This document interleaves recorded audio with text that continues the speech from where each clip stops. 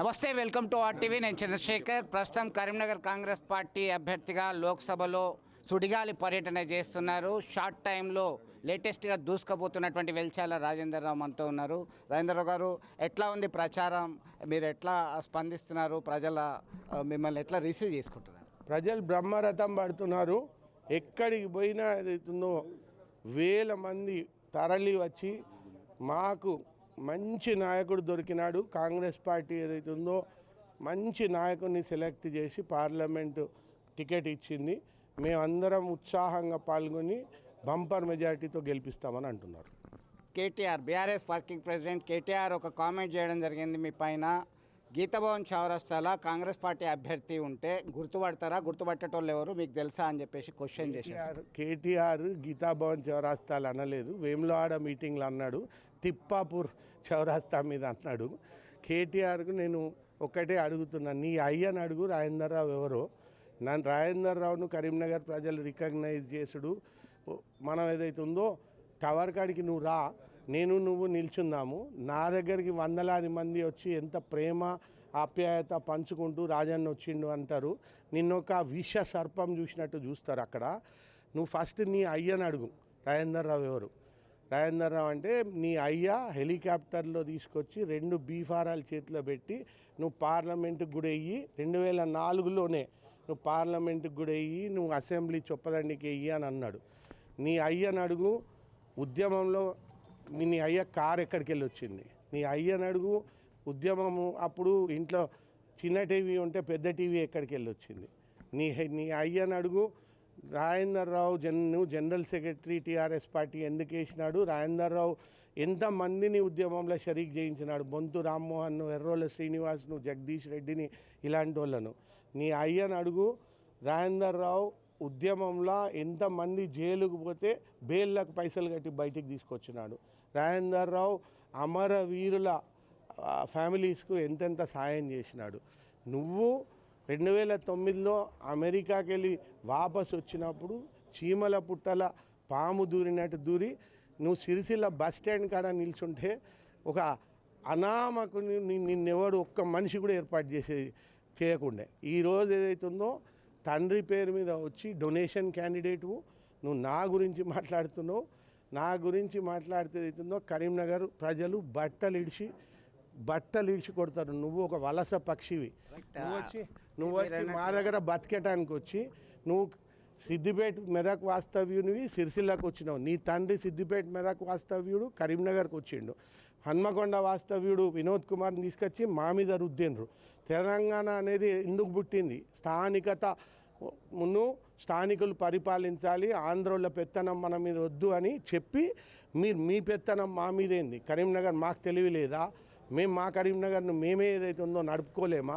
సిగ్గు మానం లేని మీరు నా గురించి మాట్లాడుతున్నాం. ఈ గడ్డ మీద పుట్టిన, ఈ గడ్డ మీద పెరిగిన, ఈ గడ్డల వేల మందిని పేర్లతో పిలుస్తా, వేల మందిని ముఖంతో ఏర్పాటు చేస్తారు. మీరు అన్నట్టుగా బండి సంజయ్ మీ ప్రత్యర్థి సైతం అదే కామెంట్ చేశారు. నేను పక్కా లోకల్, ఒకరు నాన్ లోకల్, ఇంకొకరు లోకలా కాదా అని చెప్పేసి తెలియదన్నా అని చెప్పేసి ఆయన కామెంట్ చేశారు. ఈయన పక్కా లోకల్ అయితే 600 జనరల్ బాడీ మీటింగ్లు అయినాయి కరీంనగర్లో. ఈ పక్కా లోకల్ 600 జనరల్ బాడీ మీటింగ్లో ఒక్కటి కూడా ఎందుకు అటెండ్ చేయలేదు? ఈ పక్కా లోకల్ ఒక్కసారి కూడా ఫోన్ ఎందుకు ఎత్తాడు? ఈ లోకల్స్ ఫోన్ చేస్తేనే. ఈ పక్కా లోకల్ ఒక్క గ్రామం కూడా ఎందుకు విజిట్ చేయడు? ఈ పక్కా లోకల్ ఏదైతుందో ఒక్కనికి నయా పైసా సాయం ఎందుకు చేయడు? ఈ పక్కా లోకల్ ఏదైతుందో దేవుని పటం చూపించి ఫోటో అడిగేటాయనే కొండగట్టి అంజన్నకు కానీ వేములాడ రాజన్నకు కానీ ఒక్క నయా పైసా ఎందుకు పెట్టాడు? ఈ పక్కా లోకల్ పొలిటికల్ టూరిస్ట్. ఆయన అభివృద్ధి కోసమే పనిచేసుకుంటాడు. కరీంనగర్ అభివృద్ధికి, కరీంనగర్ ప్రజల అభివృద్ధికి చేయడు. ఈ పక్కా లోకల్ ఏదైతుందో అవినీతిమయంలో కూరుకుపోయిండు. ఈ పక్కా లోకల్ను పార్టీ ప్రెసిడెంట్గా తీసేసేటానికి ప్రధాన ఆరోపణ కారణం ఏదైతుందో ఆయన అవినీతి. ఈ పక్కా లోకల్ ఆయన భార్య మంగళసూత్రం అమ్మి నామినేషన్ పత్రం కట్టిన మొగుడు. ఈ పక్కా లోకల్ ఏదైతుందో ఇవాళ 1000 కోట్లకు అధిపతి అయి 100 కోట్లు ఖర్చు చేస్తున్నాడు. నేను 100% కరీంనగర్ వాస్తవ్యుని. కరీంనగర్ ప్రజలందరూ నన్ను కరీంనగర్ బిడ్డగా, కరీంనగర్ ప్రజల మధ్యలో మమేకమైతూ నా చివరి రక్తపు బొట్టు వరకు సేవ చేసేటానికి వచ్చిన 100% కరీంనగర్ ప్రజలు ఏదైతుందో నన్ను తప్ప ఇంకొకరిని ఏదైతుందో లోకల్ అనుకునే ఆస్కారమే లేదు. బోయినపల్లి వినోద్ కుమార్ ఆల్రెడీ అసన్పర్తి దగ్గరలో ఉన్నాడు. ఇక ఆయన హన్మకొండకి వెళ్ళిపోతాడు. ఈ బండి సంజయ్ ఇంట్లో పండుకున్నాడే. ఇప్పుడు ఇంతకుముందు కూడా ఏ మీటింగ్లు అటెండ్ చేయలేదు, కానీ ఈసారి మొత్తానికి మంచానికే పరిమితం. కరీంనగర్ లోక్సభ అభివృద్ధి కోసం మీరు ఒక DPR detail project report submit చేసినట్టుగా నా దగ్గర సమాచారం ఉంది. ఎట్లాంటి డిపిఆర్తో మీరు ముందుకు వస్తున్నారు? డిపిఆర్ అంటే యాక్చువల్లీ అది పర్సనల్ మేనిఫెస్టో. అది ఆ పర్సనల్ మేనిఫెస్టోలో నేను ఒక కార్యాచరణ రూపొందించుకున్నా. దేవుడు నాకు కొంచెం స్తోమత ఇచ్చినాడు, నాకు కొన్ని శక్తి సామర్థ్యాలు ఇచ్చినాడు. దాన్ని నేను ఎట్లనైనా ప్రజలతో పంచుకోవాలి అని చెప్పి ప్రతి సంవత్సరం ఉడత భక్తిగా నేను ఏదైతుందో 15-20 కోట్లన్నా వాళ్ళ మీద ఖర్చు చేయాలి. దానికి ఏదైతుందో ఒక లిస్ట్ ఆఫ్ వర్క్స్ రాసుకున్నాను. కొంత ఇప్పుడు ప్రతి కాన్స్టిట్యున్సీకి మషినరీ ప్రొవైడ్ చేయదలుచుకున్నా. ఆ మషినరీ ఏంటంటే జేసీబీ కానీ, ట్రాక్టర్ ట్రైలర్ కానీ, డోజర్ కానీ, తర్వాత బోర్వెల్ రిగ్ కానీ, హార్వెస్టర్ కానీ, డ్రోన్స్ కానీ, ఒక్కొక్క నియోజకవర్గానికి ఒక యూనిట్ చొప్పున ఇస్తే దరిదాపులో 15-20 కోట్లు అవుతాయి. కానీ అవి ఎంత సదుపాయంగా ఉంటాయంటే మేము ఒక యాప్ క్రియేట్ చేస్తున్నాం, కరీంనగర్ సహాయక యాప్ అని. నేను కరీంనగర్కు సహాయకుని, సేవకుని. సో ఆ యాప్ ద్వారా ఫోన్ ద్వారా ఎవరైనా ఏదన్నా సమస్య, సపోజ్ భూపాల్ పట్నంలో ఏదైతుందో ఒక చిన్న ప్రాబ్లం వచ్చింది, ఒక కట్ట తెగింది, ఒక పిల్లకాలువ తెగింది, ఇమీడియట్గా యాప్లో పెడితే ఆ సమస్యను అది ఎమ్మెల్యే గారి ఆర్ మా పెద్ద నాయకుల, కాంగ్రెస్ పెద్ద నాయకుల దృష్టికి తీసుకపోతే ఇమీడియట్గా ఆ మెషినరీ పోయి గవర్నమెంట్ దృష్టికి తీసుకుపోకుండా, కొన్నిసార్లు గవర్నమెంట్ ఏదైతుందో ద్వారా పనులు కావాలంటే ఒక వారం 10 రోజులు పట్టవచ్చు. దానికి ఫండ్ లేదని, దానికి మళ్ళీ ఫండ్ క్రియేట్ కావాలని. అందుకని మా వాళ్ళు ఏదైతుందో ఇమీడియట్గా అది పంపి ఫ్రీ ఆఫ్ కాస్ట్ ఏదైతుందో ఆ పని చేస్తారు. అట్లానే ఒక మంచి ఇంటర్నేషనల్ స్కిల్ డెవలప్మెంట్ సెంటర్, అట్లానే ఓల్డ్ ఏజ్ హోమ్స్, అట్లనే కే హబ్ అని ఒక ఇన్వెస్ట్మెంట్ హబ్ ఒక 5 కోట్లతో, ఒక international cricket stadium HCA BCCI సహకారంతో ఇవన్నీ నేను చేయదలుచుకున్నా. అదొక ప్రణాళిక రాసుకున్నా. సిరిసిల్ల వీవర్స్ పరిస్థితి కూడా చాలా దయనీయంగా ఉంది. దానికి నేను ఒక కాన్సెప్ట్ రాసుకున్నా, ఒక డ్రాఫ్ట్.